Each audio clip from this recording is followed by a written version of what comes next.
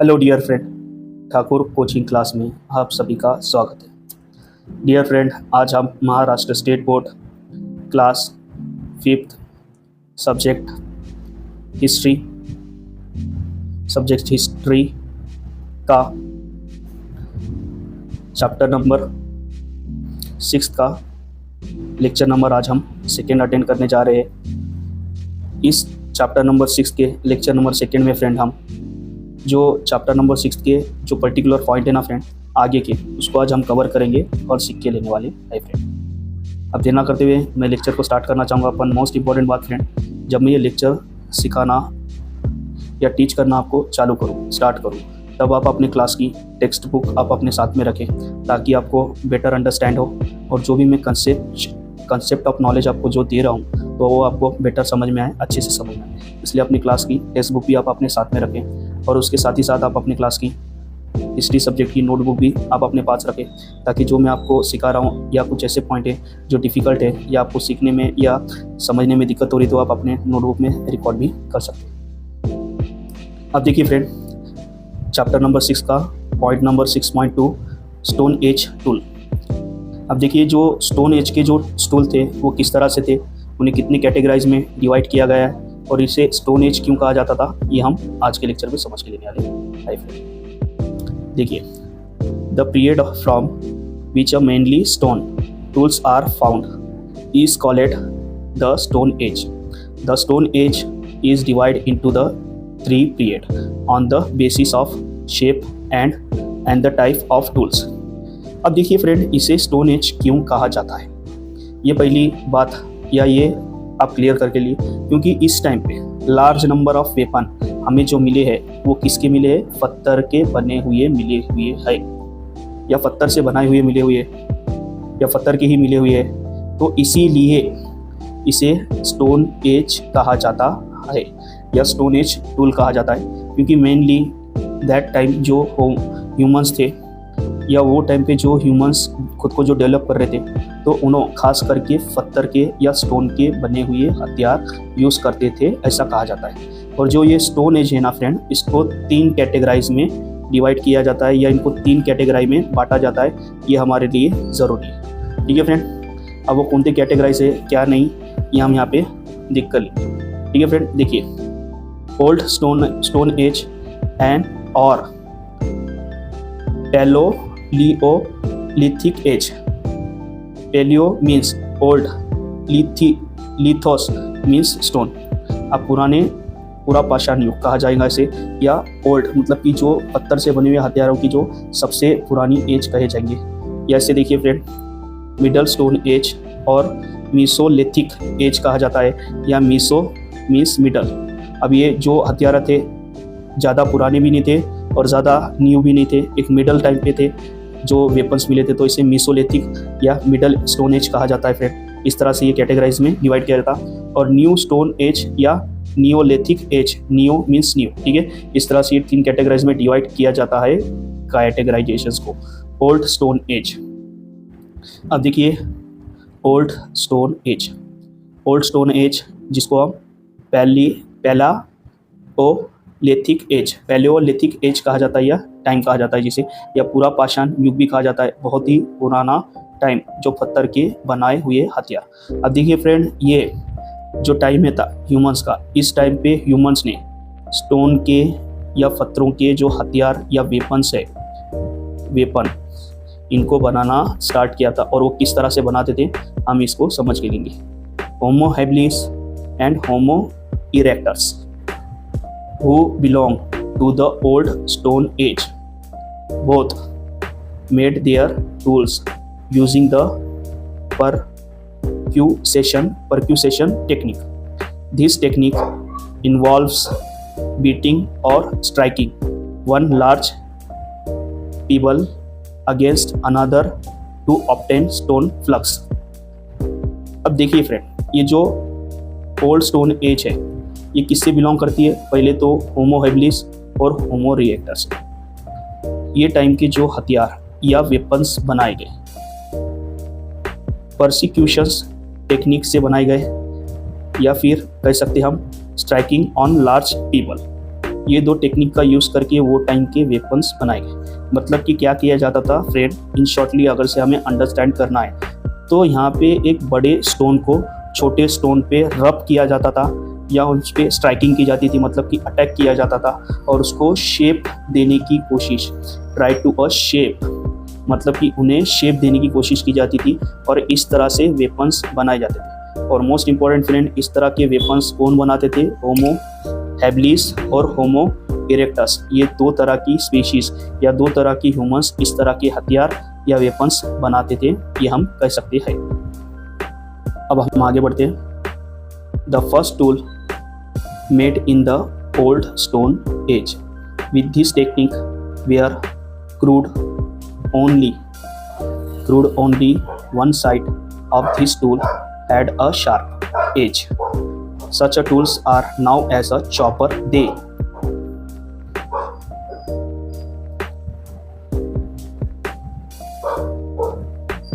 one second, friend, could only be used for breaking nuts or bones. The tools made by Homo habilis were of this kind. They indicate that Homo habilis had not yet learned to the hunt.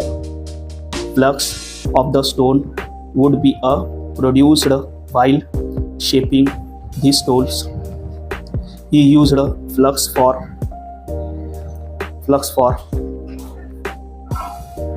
scraping meat from hide, for chopping meat and other foodstuff, for the sharpening wooden stick etc.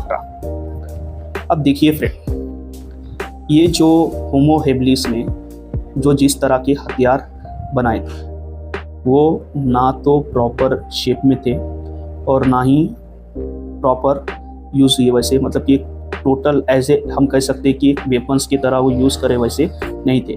पर जो हथियार बनाए थे तो वो इनसे अपने daily routine के छोटे मोटे काम करते थे।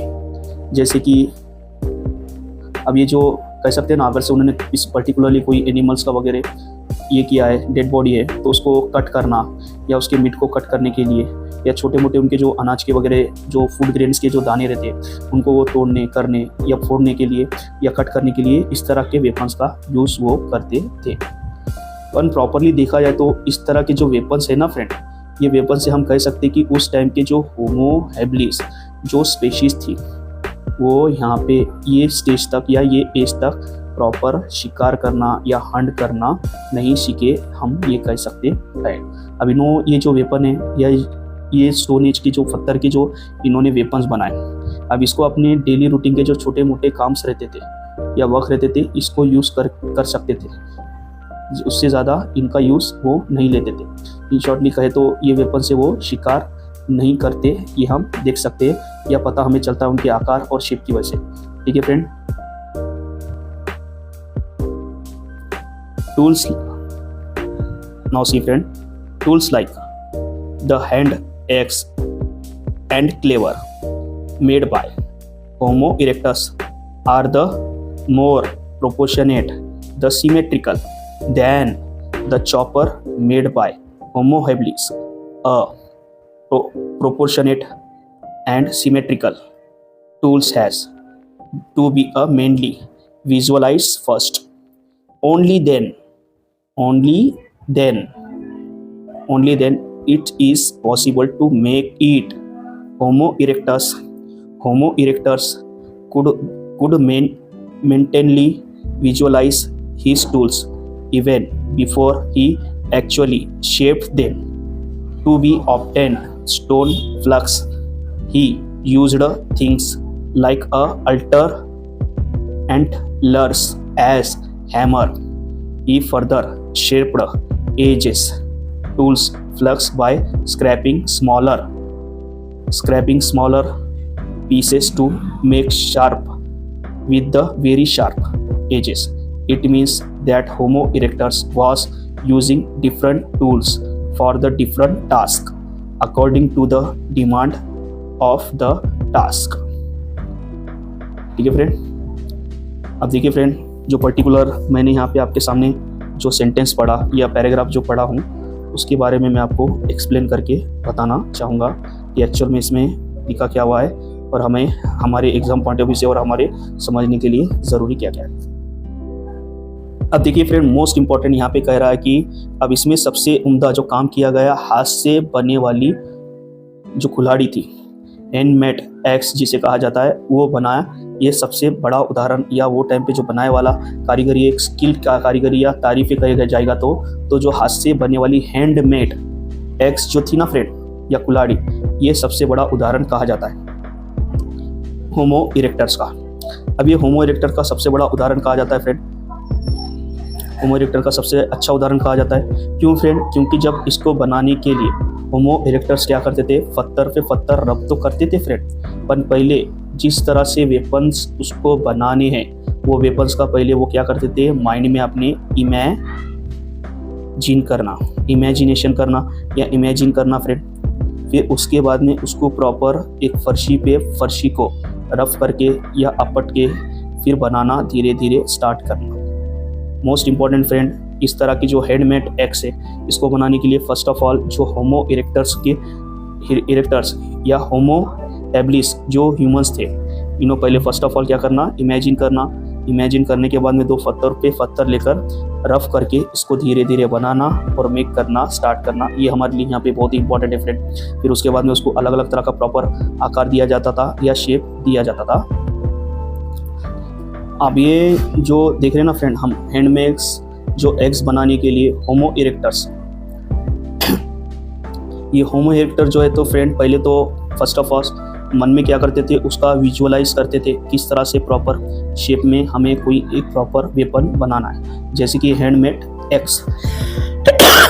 उसके बाद में अलग अलग तरह के जो पत्थर रहते थे ना फ्रेंड, उनको स्क्रैपिंग करना या स्मॉलर पीसेस में छोटे छोटे टुकड़ों में काटना या रब करके उन्हें खत्म करना। फिर बाद में एक साइड से क्या किया जाता था फ्रेंड, उनके शार्प किया जाता था, मतलब कि उसे कोनी बनाई जाती थी, शार्प किया जाता था या नोकीला किया जाता था फ्रेंड। उसके बाद में अब इसके ये जो अलग अलग तरह के हमने पहले देखा ना फ्रेंड, अब इस तरह के जो होमो इरेक्टर्स जो वेपन्स बना रहे थे, तो उसके आधार पे या बिहाफ पे हम कह सकते कि दैट टाइम अपने जो अलग अलग तरह के वर्क है या अलग अलग तरह के जो काम है, उनकी इफ़िशियंसी के बिहाफ पे उस टाइम अलग अलग तरह के वेपन्स और अलग अलग तरह के टूल्स बनाए जाते थे और उनका यूज़ भी किया जाता था, ये हम कह सकते हैं। अब देखिए फ्रेंड, प्रॉपरली अब उस टाइम पे किस तरह से वेपन्स बनाए जाते थे, इसको हम समझ के लेते हैं। देखिए friend, removing minutes of flux from the bigger flux. अब देखिए यहाँ पे जो बड़े छिलके रहते थे, उन फिर से छोटे छोटे उसके ऊपर के जो दिख रहे हो ना यहाँ पे, अब जो बड़े छिलके पत्थर के जो स्टोन रहते थे या उनके जो रहते थे, तो छोटे छोटे इनको पीसेस या छिलके काटे जाते थे। ठीक है, इस तरह से पहले किया जाता। देखिए फ्रेंड, फर्स्ट स्टेज में तो आपने देख लिया कि किस तरह से दो पर्टिकुलरली स्टोन का यूज़ करके एक पर्टिकुलरली स्टोन से किस तरह से उसके छोटे छोटे पीसेस रफ किए जा रहे या निकाले जा रहे या काटे जा रहे। उसके बाद में देखिए फ्रेंड, अब यहाँ पे सेकेंड स्टेज में क्या किया जाता था, स्टोन हैमर यानी कि पत्थर का बना हुआ हथौड़े का यूज़ करके दूसरे पत्थर को रफ किया जाता था या उसके साइड के जो दिख रहे हो ना पार्टिकल या छिलटों को, पीसेस को निकाला जाता था और उन्हें शार्प करने की कोशिश की जाती थी। इस तरह से भी वेपन्स बनाने की प्रोसेस यहाँ पे की जाती थी। अब देखिए फ्रेंड, थर्ड स्टेज में यहाँ पे थर्ड प्रोसेस में ये बताया जा रहा, removing minute flux of from smaller flux. अब देखिए यहाँ पे जो क्या किया जा रहा है, छोटे छोटे जो फ्लक्स है उन्हें निकाला जा रहा है या काटा जा रहा है, ये थर्ड प्रोसेस में हम देख सकते हैं। और उसके बाद में और इसको आगे हम बढ़ते हैं। अब देखिए ये हम कह सकते हैं, ये जो देख रहे होंगे आप अपने सामने स्क्रीन पे, ये जो हाथ से बनी हुई उस टाइम की दैट टाइम की कुल्हाड़ी या हैंड हैक्स कह सकते थे आप। देखिए इसे बनाने के लिए प्रॉपरली पहले तो हमने ऊपर के जो सेंटेंस में पढ़ा, देखिए पहले तो जो होमो इरेक्टर्स है उसने क्या किया, अपने माइंड में एक इमेज को क्या किया, सेट करने के बाद में उसे फिर उसके ऊपर वर्क करके इस तरह के प्रॉपर हथियार बनाए, ये कह सकते हैं हम। देखिए चॉपर, अब देखिए अब ये चॉपर यानी कि उस टाइम का ये हम कह सकते हैं हथौड़ा या पत्थर पे रफ करके पत्थर को तोड़ के बनाने का काम करता था। इस तरह से ये वेपन्स यूज़ करके बनाए जाते थे फ्रेंड, या इनका यूज़ करके अलग अलग तरह के वेपन्स में ढाला जाता था फ्रेंड। अब देखिए फ्रेंड, इसी के साथ यहाँ का आज का जो पर्टिकुलर लेक्चर है मैं यहीं पे स्टॉप करना चाहूँगा। अब जब आपसे मिलेंगे हम, तो एक नए लेक्चर के संगत और इसी के जो पॉइंट जो रहेंगे नए लेक्चर में, न्यू लेक्चर में, इसी को ही हम आगे कंटिन्यू करेंगे और इससे रिलेटेड पूरे जो पॉइंट है या जो कंसेप्ट ऑफ नॉलेज है हम इसको कंप्लीट करने की कोशिश करेंगे। ठीक है फ्रेंड, बाय। और इसी के संगत आज के जो अगर से लेक्चर से रिलेटेड आपको कुछ डाउट रहता है या प्रॉब्लम रहती है तो आप हमें कमेंट करके भी पूछ सकते हैं। और ये वीडियो को लाइक ज़रूर करें और ये वीडियो को ज़्यादा से ज़्यादा शेयर भी ज़रूर करें और हमारे चैनल को प्लीज़ फ्रेंड सब्सक्राइब ज़रूर करें। ठीक है फ्रेंड, सब्सक्राइब करना ना भूलें। आपके एक सब्सक्राइब की वजह से हमें और कॉन्फिडेंट मिलता है।